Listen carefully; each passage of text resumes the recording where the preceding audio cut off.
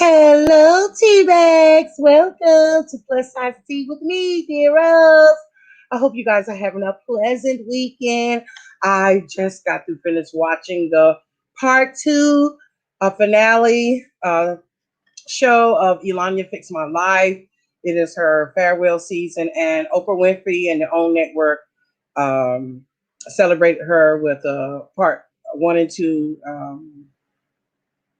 Farewell show, and it was beautiful to watch her go back to her very first episodes, early on in the years, and show where are we now, and have different super fans to send her best wishes and farewell wishes. It was awesome. It was very heartfelt. I didn't know I was going to be so emotional. Iyanla Vanzant, my farewell to you is I'll hold it for the end of your segment, but I really, really enjoyed the show. I learned a lot from watching her through the years. I'm not going to be uh, mixed words or anything. At the beginning of her career in this, doing this show, I resented her. I'm going to be truthful and honest. I resented her because she was exposing the Black culture secrets, because we are very secretive. We hide our stuff, we hide our abuse, we hide our feelings, we hide our family secrets, and we keep it amongst ourselves, and we hold that hurt in, and we don't, and we show strength, and our Black men don't show emotion, and the Black women, we hold the weight of the world for our culture and others on our shoulders, as we're degraded, as we're demised, as we're talked down to, as we're told we're not good enough, we don't look good enough, this and that. We wear that weight, we bear that.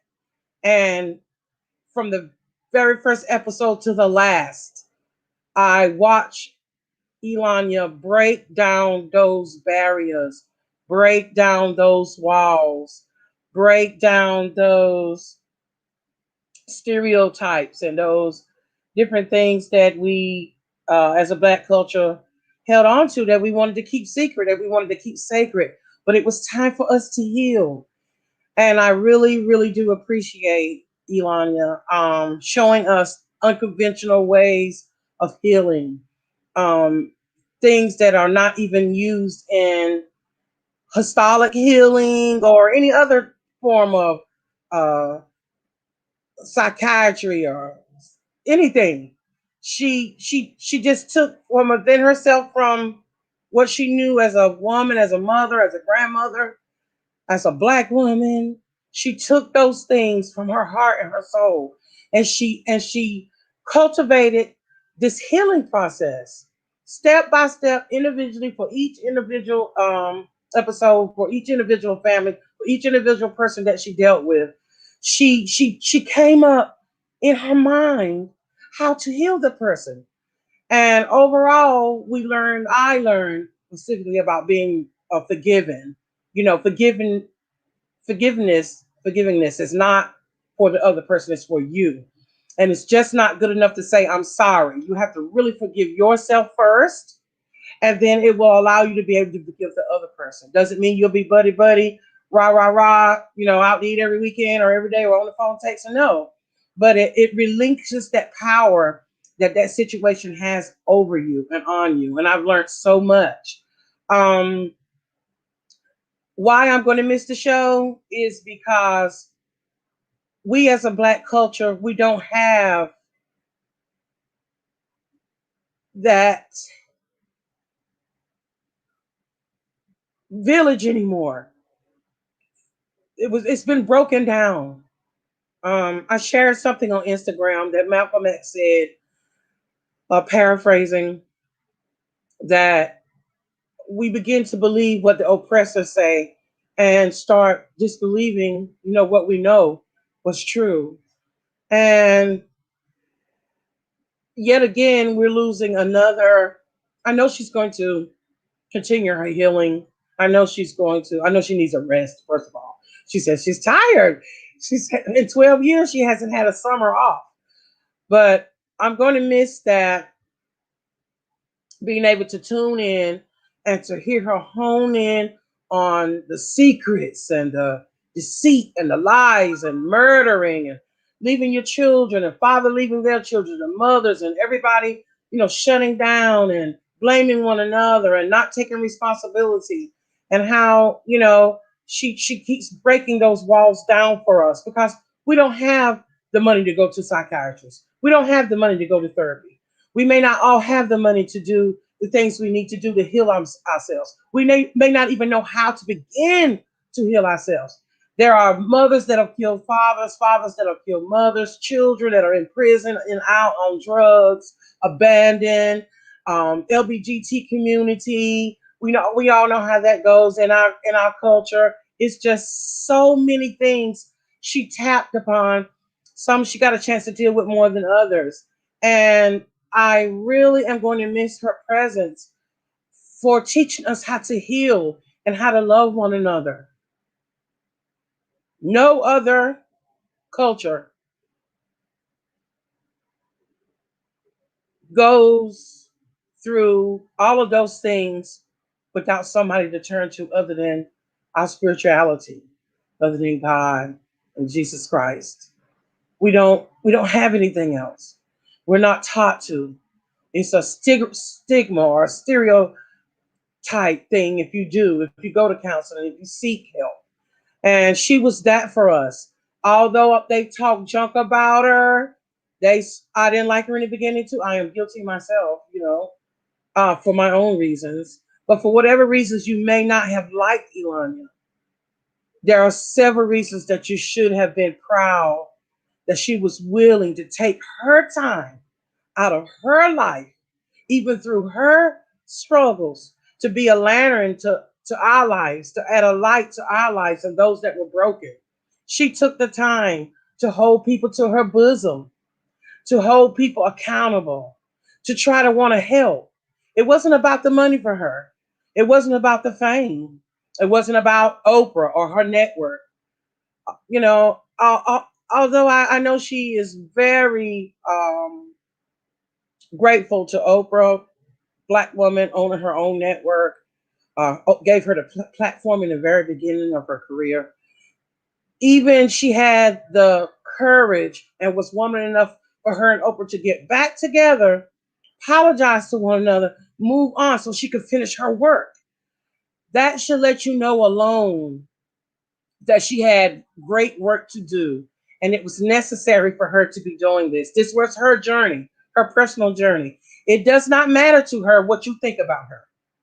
She had to commit to what God had given her. And it was to show some form of respect for other people's hurt, other people's feelings, other people's demise.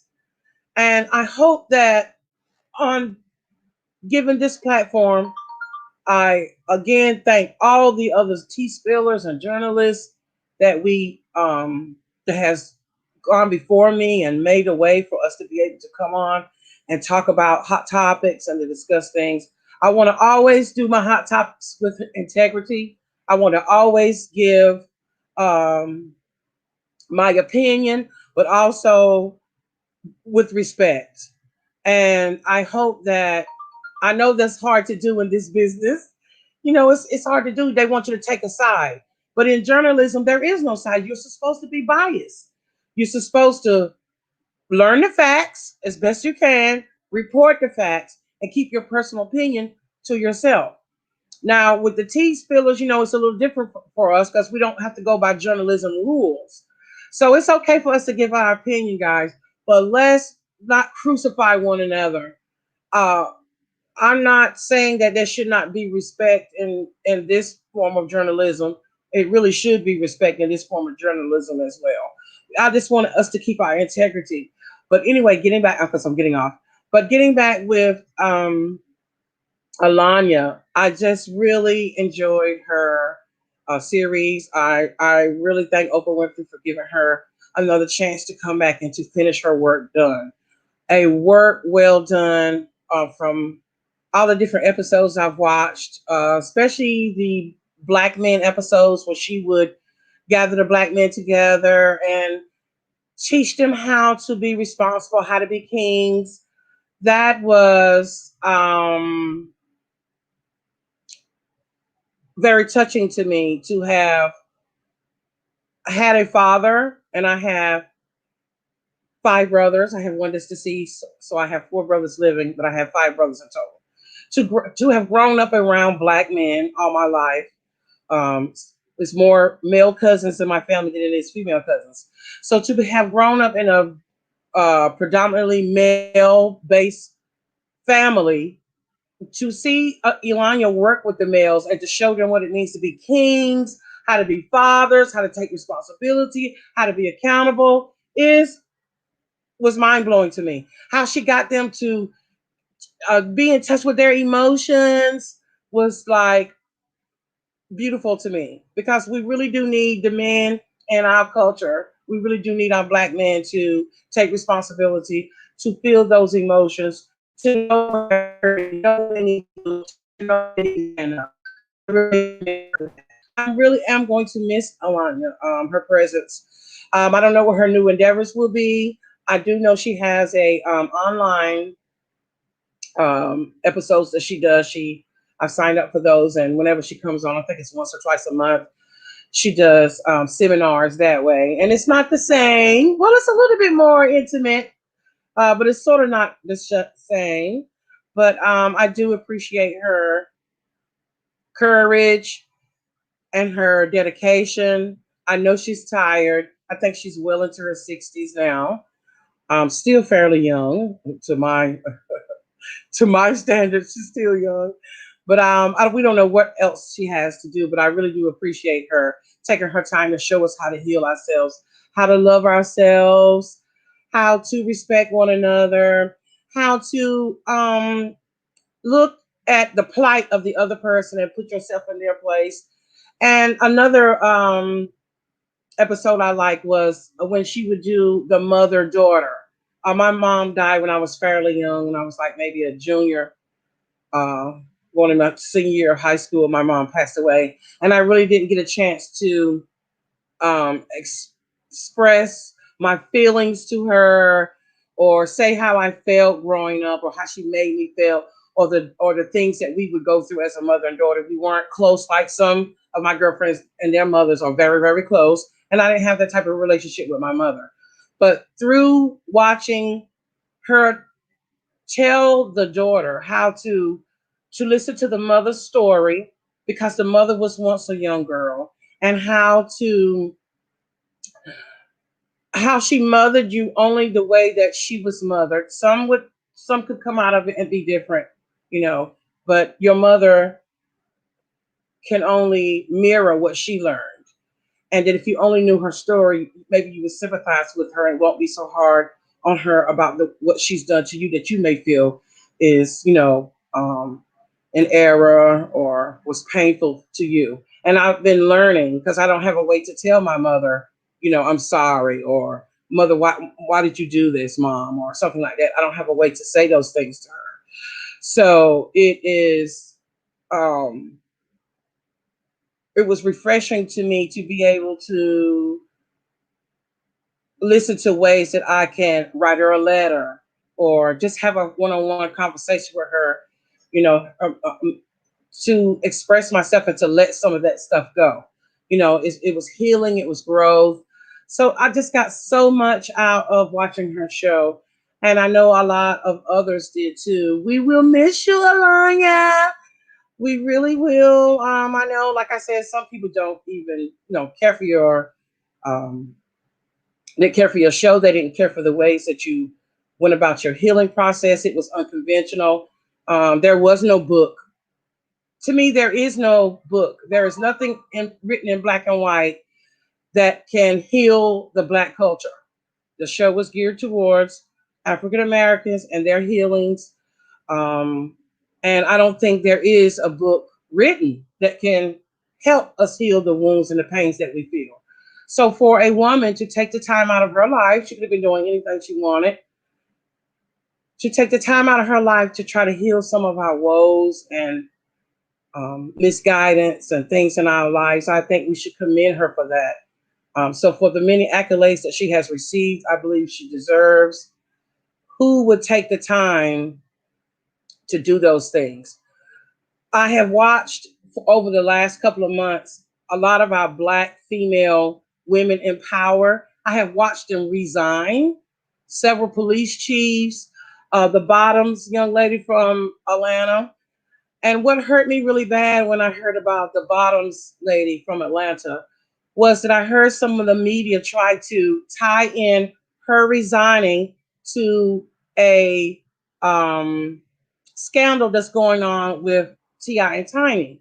And it really bothered me that we would take this great woman of power and connect those two things together, just for likes or whatever. But it's a trend, and I wanted the people that were commentating about her resigning to look a little bit deeper. A lot of Black women of power has been resigning from their positions, police chiefs, mayor, different organizations all across the United States. And I'm wondering, are they being threatened? Are their families being threatened? Are they being threatened with, um, harm to themselves, to their families? And I really believe that a lot of the Black women that have resigned from these high powered positions, one after another, it's been in the news, and I really pay attention to trends and stuff like that. So when I heard the Bottoms lady doing the same thing, I was like, oh my God, something is wrong. We're looking at, see, what you have to do is you have to pay attention to everything, not just one thing. Be open minded. We have to, as a culture, we have to pay attention. We have to read. We can't look at just superficial things. There is a trend going on where a lot of high powered Black women are resigning from their positions. We have to think about why. Nobody's talking about it, first of all, because we're not really paid attention to. Okay, so she resigned. Is she being threatened? Is her family being threatened? Of course so. I'm sure she's got many threats. Georgia was overturned and turned blue. A lot of other political reasons why she could be afraid for her and her family. And I would step down too. I don't believe for one moment it has anything to do with the Tiny and T.I. scandal. That is ludicrous. I think it has everything to do about the health and welfare of her family and some of these other high powered Black women that have resigned from their positions as well. Young women, I could see if it was like retirement time for them or something like that, but it's not. So we're going to have to wake up and be conscious. Don't, again, going back to the post I put on Instagram about Malcolm X, we are looking at the wrong things. We are paying attention to the wrong things, and we're missing a lot. As Black women, as the Black culture, we have to pay attention, guys. Don't let this sensationalized um, media or news thing, these platforms we have, let's not sensationalize everything. Let's really pay attention. Let's start reporting on some very important news. And that's what I want to do. Of course, I'm going to talk about the gossip because I'm going to be talking about the Kardashians after this is over. Of course, I'm going to gossip and spill some hot tea and, give my opinion on what I think. But number one, first of all, is I believe that we should always report on something that's going on in our culture, something that we need to be aware of, and serious trends. So I'm going to investigate a little bit more why I think something is going on with the trend of Black women in power resigning from their positions all of a sudden. And I think it has something to do with white America. I think it has something to do with threats on their life and the health and welfare of their families. I really, really do. Okay, so I have a little bit more to report about Iyanla. I heard she has another big thing planned, not on OWN, but on a different network. I guess something of her own, or something that she's working with another network, or something like that. But anyway, Iyanla, I really, really appreciate all the love you've shown to everyone that you helped on your series. It's been a blessing. I don't know if there will be anyone that can come behind you and heal the way that you have, with your unconventional healing, with just your intuition on what you thought was best for each individual episode that you was able to help. I did notice that a lot of times your help was rejected.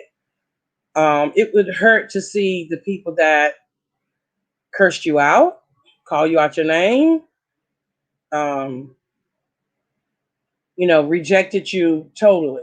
But we all know that when people reject help, when they reject love, it's their wounds are so deep, they're just not able to be reached at that time.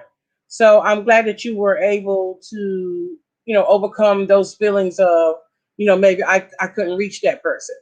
But we really do appreciate you. We really do love you. And we're going to just move on. Okay, so I've done my political rant and I've talked about Iyanla.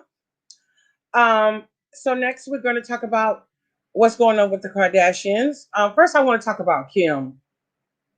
We all know that Kim and Kanye, filed for divorce. They've been married like 7, almost 8 years, and they're divorcing if it's not final by now. Um, I do want to say that I noticed in the media that Kim is being back disrespected, and Kanye fought from the beginning of their relationship to the time he declared that he loved her, which took a lot. Um, he demanded respect for Kim because that was his wife. Everybody can change. He wanted respect for her. He would buy her magazine covers to make sure she got on those magazine covers. That's how much she loved Kim Kardashian. That's how much he loved the woman that he married and bore his 4 children. He really loved her, and I believe he really cared about her. And I'm beginning to notice the decline of respect. No matter that she's in law school trying to get her law degree, I noticed the decline in respect since her and Kanye have separated because Kanye always fought for her to be respected and dignified, and he always made sure that she presented herself as a woman, as a dignified, smart businesswoman, and not use. He didn't want her to continue to use her body anymore. He felt like, you're above that. You don't have to do that anymore. So let's be more respectful. And you're my wife now.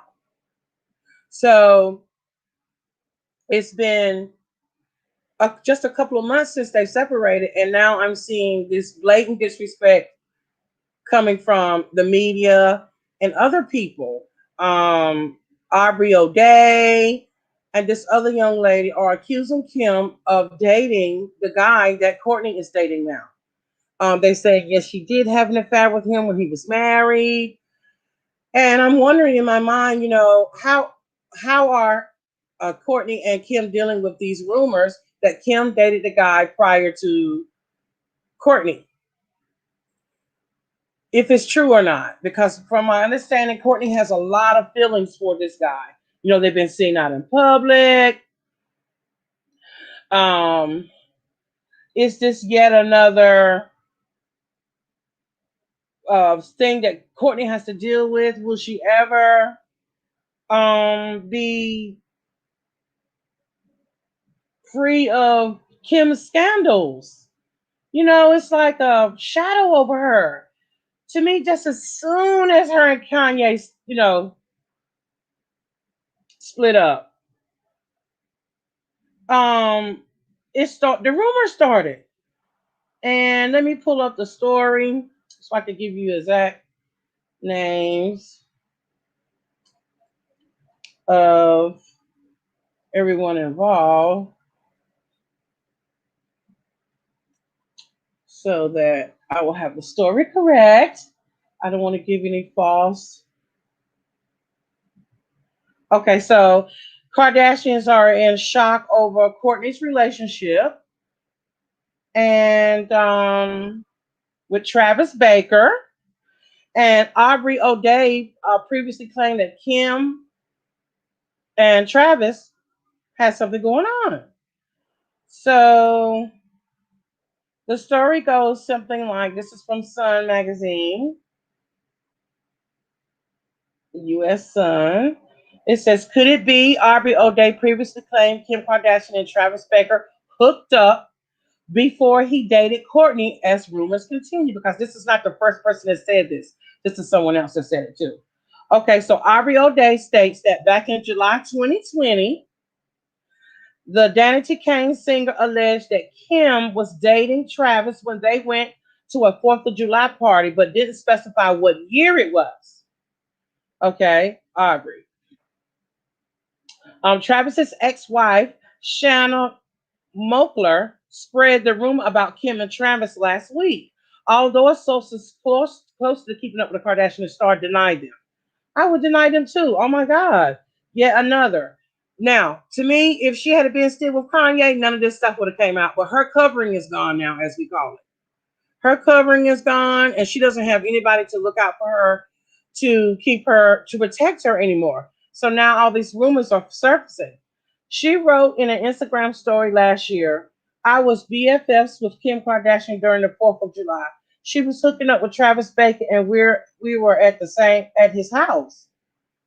He was really dope. Okay, so she goes on and on. And he says that we took off and went to a celeb Malibu party. And Kim took some photographs with some other um, celebrities. And she just said she got her photos with the celebrities accomplished and they headed back to Calabasas. And Travis and Shanna's daughter, Alabama, spread the rumor last week also that Travis cheated on Shanna with Kim. So all of this is coming out. It's not so much about the cheating allegations against Kim during that time because Kim was wild during the time before she was married, before she got married to Kanye.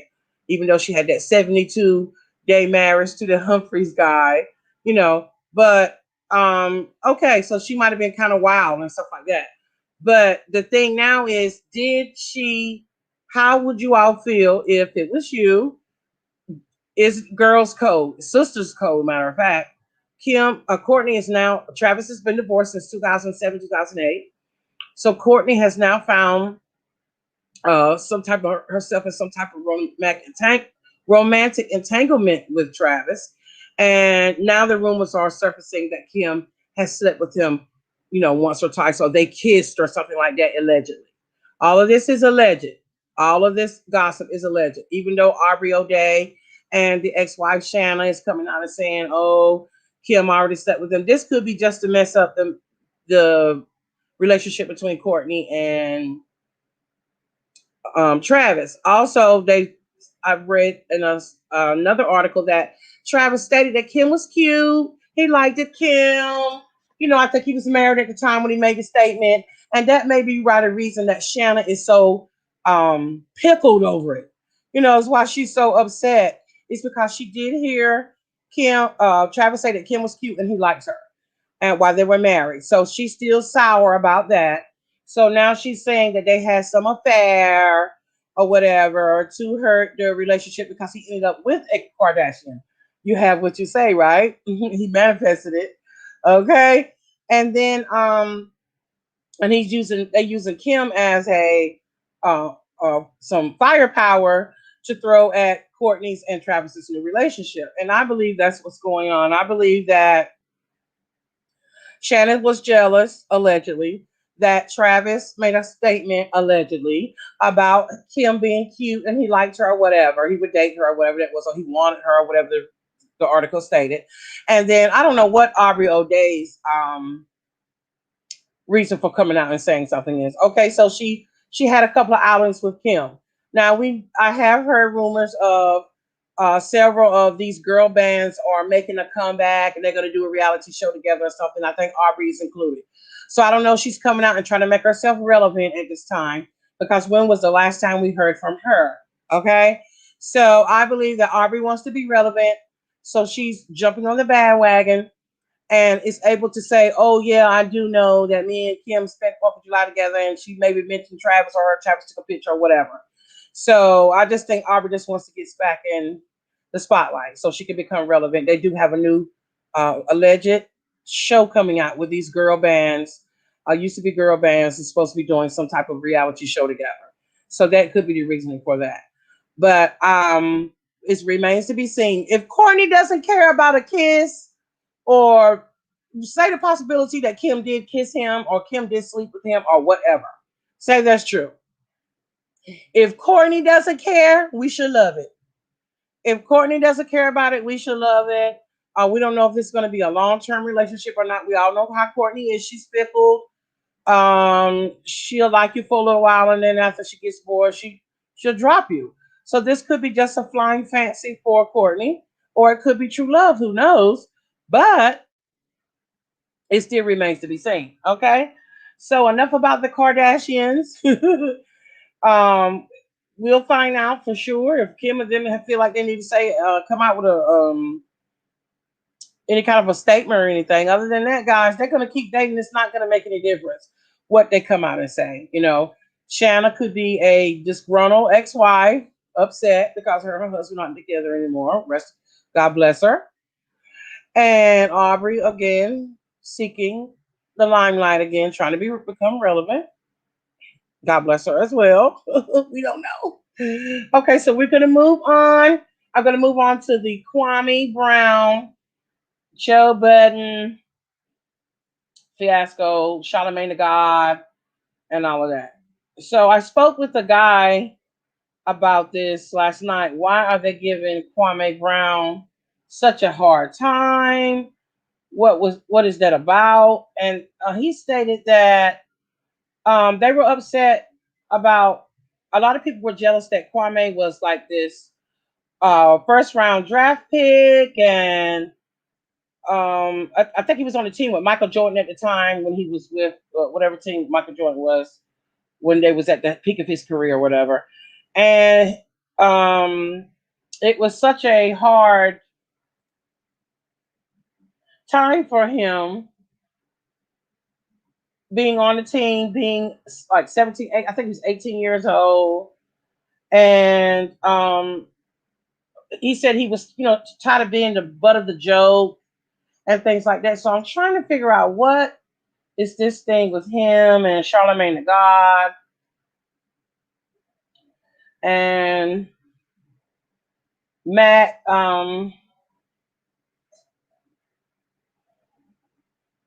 Matt, what is his name? He's married to the girl from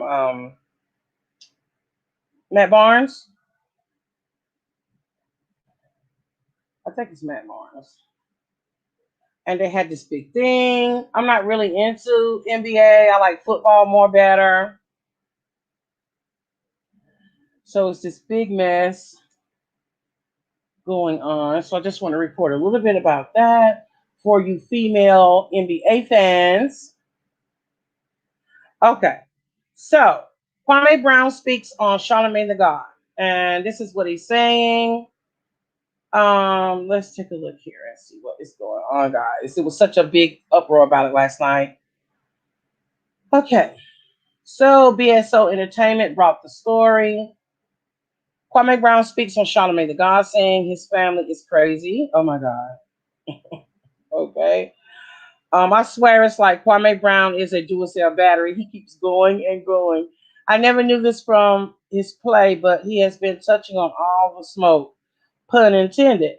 Brown went back on his YouTube channel and went and on to add more context to his story. Brown says how all these people that have talked about him in the past few days, Charlemagne the God, Matt Barnes, and more of them, yet to talk to him directly instead of just talking to him.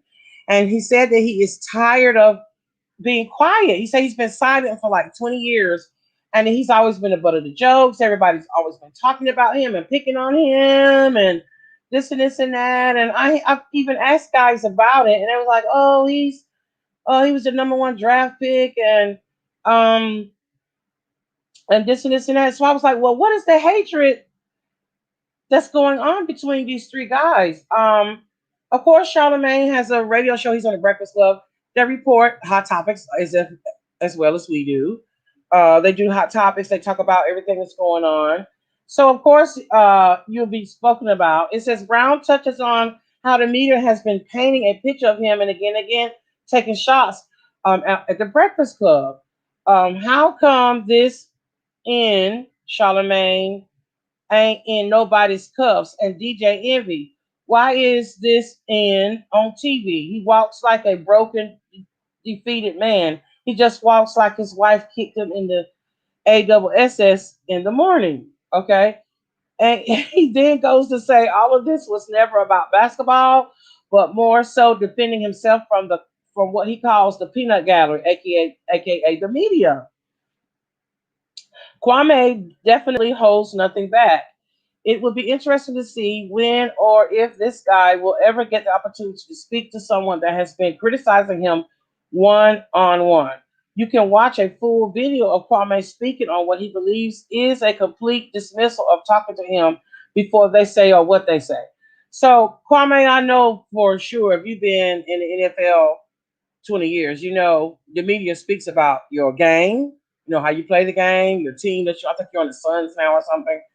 Um, you're going to be spoken of in the media. So if you want a platform, if you, as you're doing, if you want to go and have something to say or to defend yourself, I'm sure Charlemagne and DJ Envy and Angela, they will have you on the show.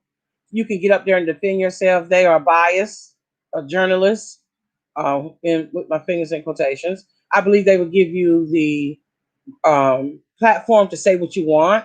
There's other shows that you can, your PR people or whoever your publicist can appeal to have you to come on and say your words. You know, what do you need to say to defend yourself or whatever it is that you want to say back.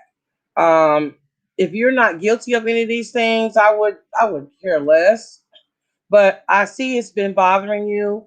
You say you've never said anything back. You've always let the media portray you however they want it, and you just played your game of basketball that you love and went on about your life. Maybe at the age that you are now, I think you may be in your 30s now, late 30s, that you feel like, hey, you know, I've let this slide enough and I can't do it anymore. So I would propose for you to reach out to Charlemagne and them that come on the show, defend yourself, and some of these other shows. They have plenty of shows that you can go on, and Joe Budden show, or some of these other sports shows, or these other podcasts that do hip hop and sports and all of that. I'm sure there's plenty of shows that you can go on and express yourself or tell your story. So don't feel like you have to beat the air with your words. You can man up, put your big boy panties on, and go on these shows and face these guys face to face. If the ratings will go out the roof, I'm sure they'll have you. They'll love to. They would love to have you, I'm sure. So I just wanted to touch a little bit on that. I try not to stay long because I'm new to YouTube. Just try to give my what I learned in public speaking classes. Just give your points, do your beginning, your give your points, and do your conclusion. And again, today's episode was about Alania's farewell from the O Network after, I think it was 8 seasons of her show. She had a two-part special tonight, very touching. Also, we touched a little bit about the Kardashians. For those of you that missed it, you can always go back and play this again. Please give Kwame Brown his day in court. Let him come on somebody's network and say his piece, please. I don't know what's going on, why he's feeling, you know, that the media is dragging him and he's not able to defend himself. But I'm sure that someone from the Breakfast Club or some of these other podcasts, these male-based podcasts, will have him on so he can express himself. You can go to Wendy. I'm sure Wendy will let you come on her show. I'm guaranteed she'll be glad to have you. She'll be glad to have that expose. She'll be glad to have you to come up there and say what you needed to say, you know. But anyway, guys, for those of you that are tuning in, if you haven't liked or subscribed to the show, please subscribe to the show, ring that bell.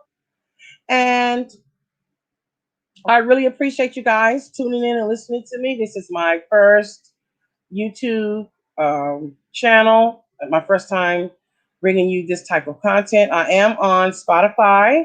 I do more of a motivational life's journey podcast on Spotify. Same name, Plus Size Tea with Dear Rose. If you want to come up there and check me out on Monday, Wednesdays, and Fridays, I do that podcast.